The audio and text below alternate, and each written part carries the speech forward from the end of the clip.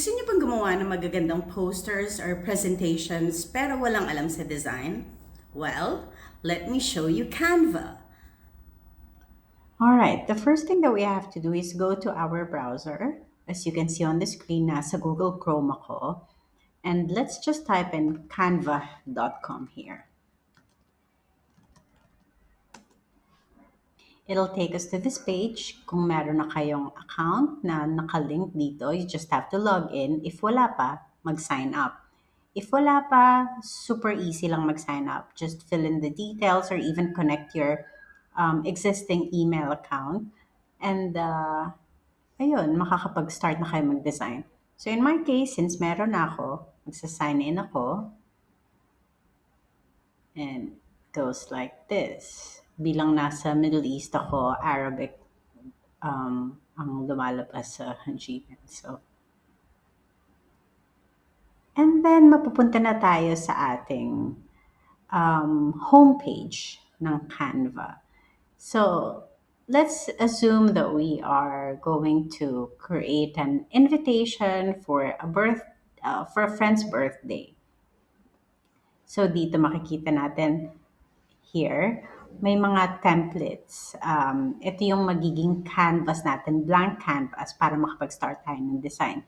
Since, excuse me, since invitation ang gusto natin gawin, they have already template here. It's 5 by 7 inches. So kung gusto nating i-print to later on, we can do that too. So it'll be easier for us to, select the paper or ayan. So, kapag ka nandito na tayo, there are templates that we can choose from. Marami yan. Marami siya mga themes. May birthday, wedding, whatever, whatever. Ayan, pwede ka rin, tingnan mo rin itong mga styles na to. Kung gusto mo ng lively, bright, strong, meron siyang mga isinasuggest na mga color combinations or palettes. Yeah. So, yung super pinakamadali is gagawa tayo ng, what do you call this, kukuha na lang tayo ng template from here. So, lagay natin ulit. Birthday invitation. Ayan. You see? Ang daming pwedeng pagpilian. Let's choose one. Kunwari, ito, princessy. Oh, it's a premium design. So, kapag ka may premium ka, ibig sabihin yung paid, you can use this. Kung wala, hanap tayo ng iba na walang pro dito. Alright, so hanap pa tayo. Don't worry kasi marami namang available. I just want to show you how to use it para magawa nyo siya on your own. Ayan. So, for example, si Juliana Silva is magpa-birthday na. So, if you want to change this picture sa picture ng friend ninyo, for example, you're organizing a party for your friend, you can just click on this, delete, and replace it with your friend's picture. Kunwari, hanap tayo ng photo dito ha. A girl. A photo of a girl. Ayan. So, kunwari, ang friend nyo is this girl. Pagka-clinic nyo siya, automatic pupunta siya sa design. Pero, to put it inside this round frame, you'll just have to drag it. Ayan. Dali, di ba? Super easy talaga. And then, ito mga text naman dito, you can easily, change its font. Ayan, kapag ka-clinic nyo to dito, lalabas yung mga options dito sa left side and you can just, change it as you like. Let's change it all. You see? Ayan. Tapos, if you wanna, ayan, it's gonna be the same thing on every element that you can see on the screen. You can also try to add more elements, like design elements. For example, and natin siya. For example, you want to add a flower.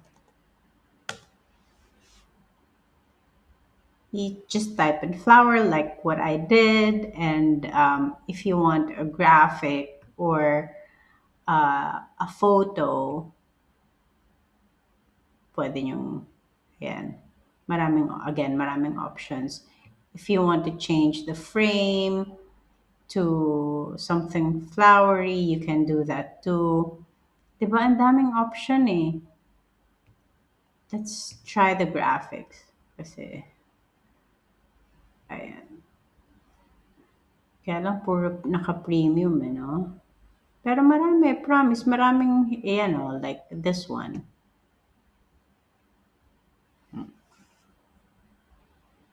So, if you want to, liitin siya, you just drag the corners of the image. Ayan, it's so random. Pero I just want to show you how it's done para you can do it on your own nga pagka in-explore nyo na to. Ayun, ano pa bang pwede? Pwede ring maglagay ng photo. Ayan, may picture ng, so parang real siya, real flower, diba? You can rotate it or put it as a border. You can actually remove the elements dun sa template and use your own. If you wanna retain the background, you can do that and just remove the elements na nasa template na. So as you can see, I'm just dragging all the elements that I want removed dito sa outside ng canvas. And automatically madidelete na siya. I didn't have to even click delete. I'm just dragging everything out of the frame. Yeah. Ayan. Drag, drag, drag, another drag. Yeah. So, tanggal na natin to kasi hindi siya nababagay. Ayan. So, nag-iba na. Or you can also choose to change the color of the text to purple or pink or red. Not naman red. This one, pink. Diba? So para if you want a different feel, you can do that too. You can choose to change the text. Sinabi ko na pala kanina yan. Ayan. Ano pa ba? We have talked about how to change the text, the photos, drag and drop. Ito rin, if you want to choose yung may mga, ano sila, mga font combinations dito, which you can also use. For example, itong win-win. Ito ha. Let's try. What's her name? Juliana. And then Silva.